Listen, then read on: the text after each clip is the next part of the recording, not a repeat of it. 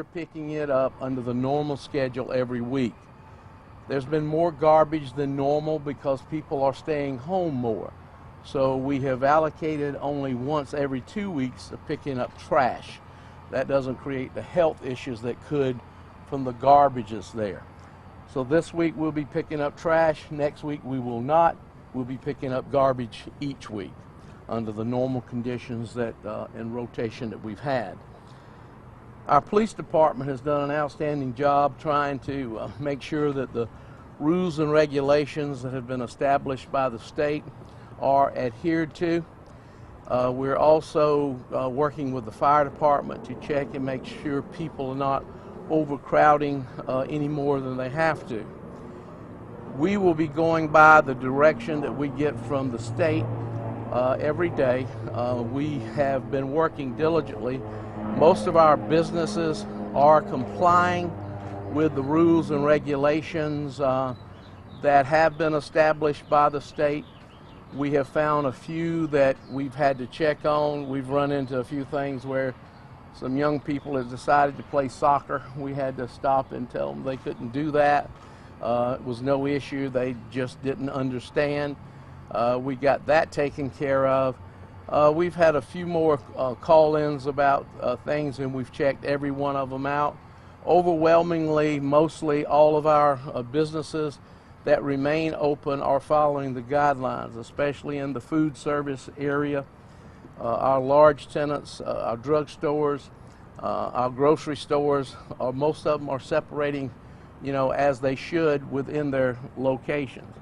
If you go to Sam's, for instance, you're probably going to stand in line before you get in because they're going to make it where the right amount of separation is still within those stores as you go in. We, again, will be following any guideline that comes from the state, and so currently we are allowing the places to be open that are approved through the state. We are coming up with suggestions for some of our larger businesses in the area about separation, and I'm going to have the fire chief to come up and explain those new regulations or guidelines that we're giving them so that we can make sure that the separation is occurring. Thank you, Mayor. Good morning. The fire department remains fully staffed and ready to respond to any emergency. The stations are at full staffing, and we are following all CDC recommendations in order to protect first responders as they continue to be available to respond to any emergency and any situation that our citizens need our help. As the mayor mentioned, we are offering some recommendations to some of our businesses in order to help them allow for social distancing in these businesses where our citizens are continuing to shop. Every business has an occupancy rating in it, and that is basically how many people can be inside that building under normal circumstances.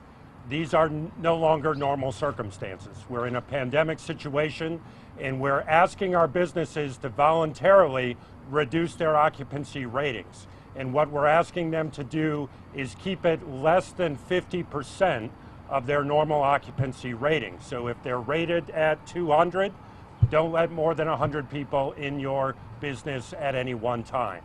And what that will allow the shoppers to do is to spread out and keep themselves safe and to conform with the social distancing recommendations that we all need to follow to keep our community safe. So we're offering that now in the form of a recommendation, that along with some other basic things, some common sense things that our businesses can do to help protect their shoppers, help protect our community, will be available online through the city's social media accounts that our businesses can use to help protect our citizens during this time. They are, at this time, in the form of recommendations, and we hope that if people follow them, that they won't need to be enforced in the form of an ordinance. So they're recommendations that we're asking our businesses to follow and to help protect our community. Thank you. Thank you, Chief. Chief Burgess is now going to bring you up to date on our law enforcement.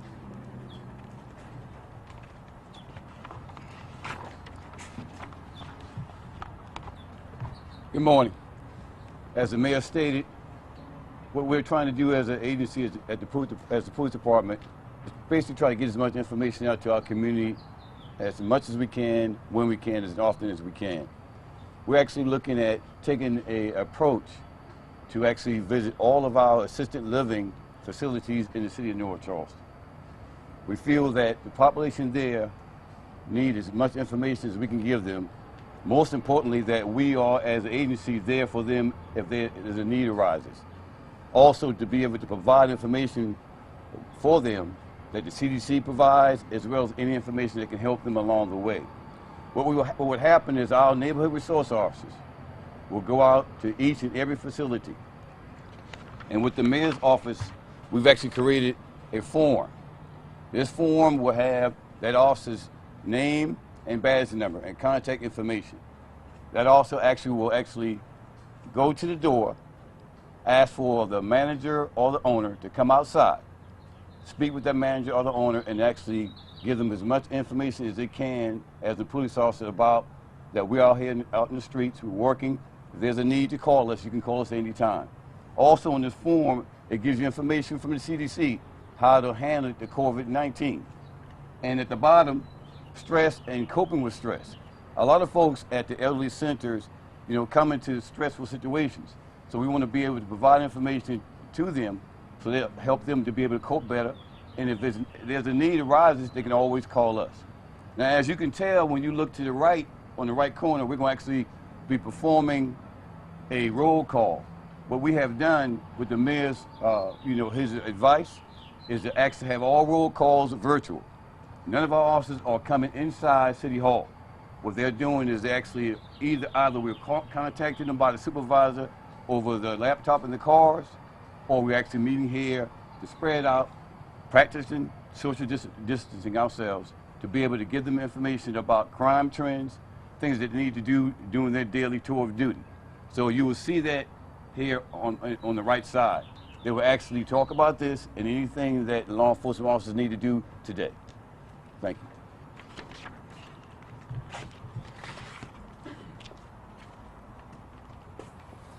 Each municipality in the state of South Carolina is unique in and to itself.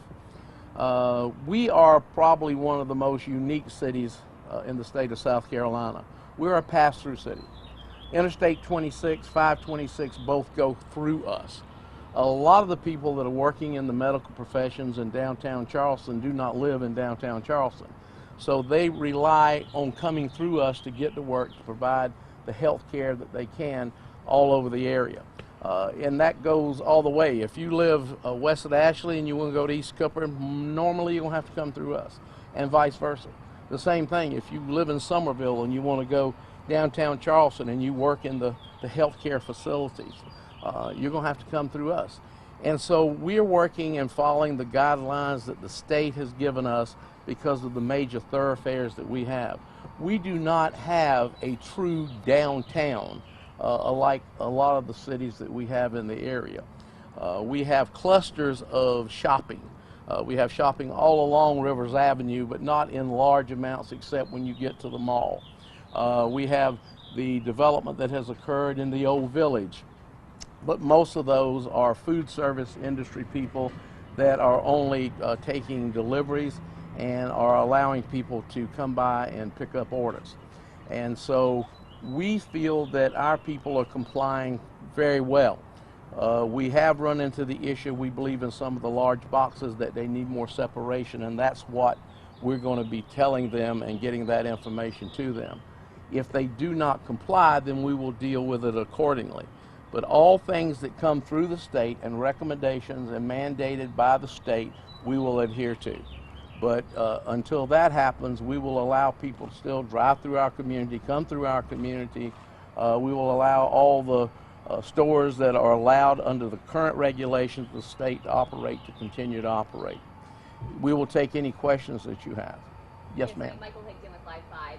I know you said that you're taking direction from the governor, but with Charleston County now the second most highest county in South Carolina to have the most cases of COVID-19, are you looking at the city of Charleston in the fact that they have issued a stay-at-home ordinance, or is that something you guys are looking at even if the governor does not issue that? We haven't looked at it to that point yet. If you will look at the numbers of the cases, North Charleston's is comparatively low to the other areas in this section. You know, the airport's located here, so you would think that would not be the case, but it is the case because it is the airport that serves the entire area. And a lot of the illnesses have been brought in. People have caught them other places and brought it in. But our numbers are still comparatively low compared to the population that we have compared to Mount Pleasant, City of Charleston, and what have you. So we will follow the guidelines that the state gives us, because eventually we will be asking the state for assistance. And we feel we have to comply with the regulations that they give us in order to get that assistance when we need it. Yes, sir. Can you share, do you know how much cases there are in the city of North Charleston? We were looking at 29405, which is our biggest code, and it was, I think, 7. We'll get the numbers for you. But compared to a lot of the areas, it's in population consistency is low. Can you share what kind of assistance will you be asking the state for? Well, eventually, if it gets to where there are mandates on movement, we will need assistance from the National Guard and other people. We just cannot take our police department and spread them so thin. We have to protect those guys and gals as well. And so that's what we'd be looking for. Plus, I think if we're going to be getting funding, we're going to have to make sure we're complying to the rules and regulations that are there if we're going to qualify to get funding through the state or the federal government. I have a question for Chief Burgess. Absolutely. With the governor saying that you should not be gathering more than 3 people, how have you guys been handling groups? Have there been any arrests at this point? How is the police force handling this?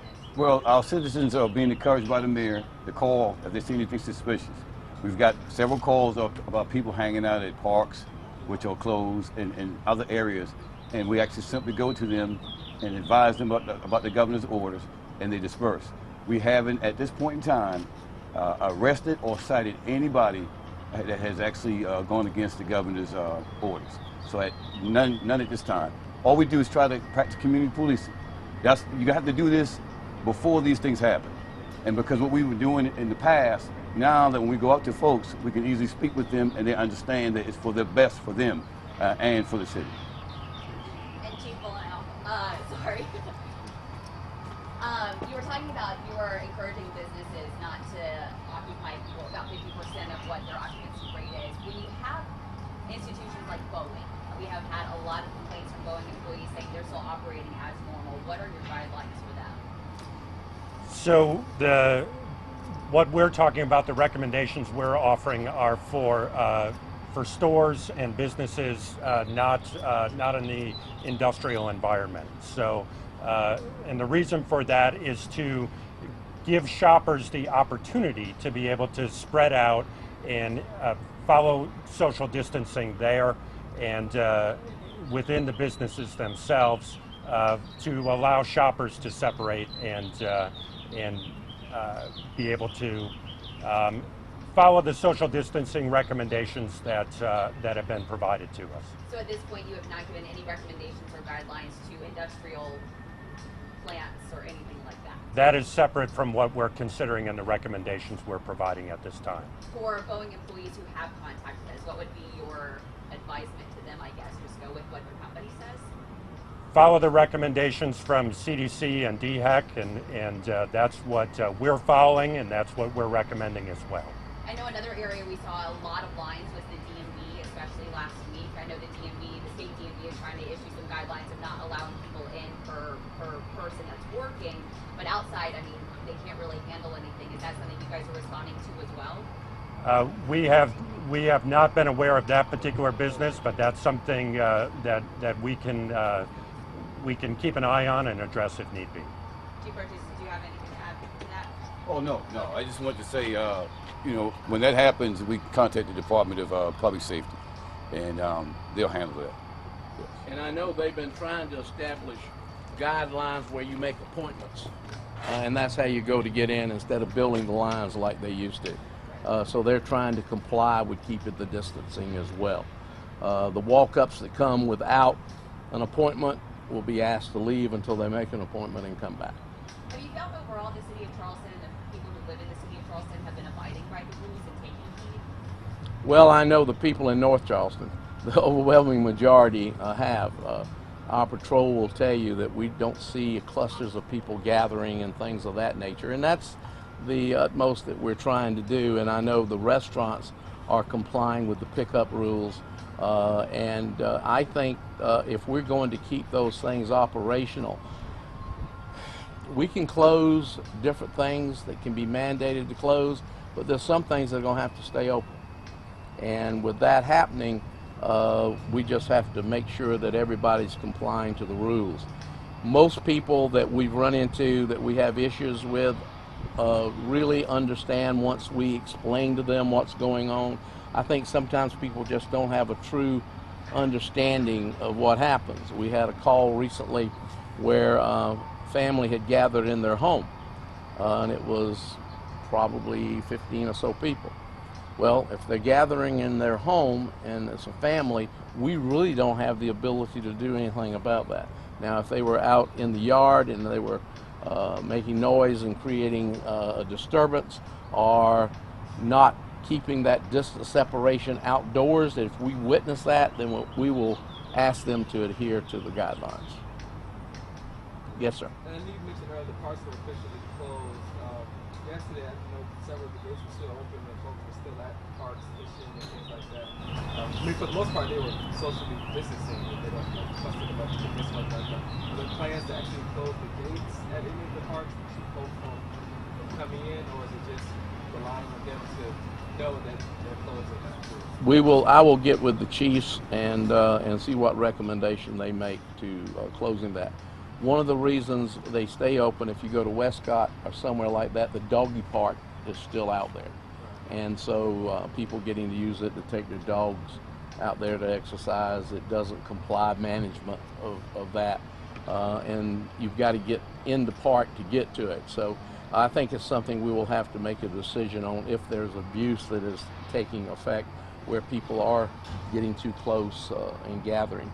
Most of our parks, though, Riverfront Park, fortunately right now we've got construction going on out there anyway, so it was already closed. So that's an area where, and we encourage people to walk, and as long as they stay separated. Sitting in one location for a month is difficult, and I think that we have to make sure that the separation is there, but we do encourage people to get out in the fresh air some. Mayor, are there any plans to use the Coliseum for hospital beds or as a hospital at this time? Not at this time. I think that, quite honestly, there are better locations that could be used other than the Coliseum. The Coliseum itself is an open area, and I think if you're going to be putting patients in an area, they should be not a bunch of people in one open area. We should try to have it where there's separation there as well. How is the city handling all of the concerts and festivals and events that were taking place in North Charleston financially? We just have to deal with it. I mean, I think every human being in this world we have today, all are going to be facing difficult times financially. With the additional costs that is occurring, but we will just have to deal with it. And I can assure you we've already got people that are wanting to reschedule to come back, and so I don't think long term we'll all be okay. We just got to get through the short term first, and that's going to take all of us working together to make that happen. We have to have restrictions. Do we have to keep people from existing and moving, communicating with the neighbors? I spoke to my neighbor yesterday, but we were 50 feet apart. Hi, you know. And I think this is actually going to be, you know, in all bad, sometimes you try to look for some good. I think we're going to have neighbors that finally get to meet each other, even if it is from a casual distance away. Because we all stay so busy, sometimes we just don't know who lives next to us, take an opportunity to know people, and hopefully out of all this bad will come some good. Thank y'all very much.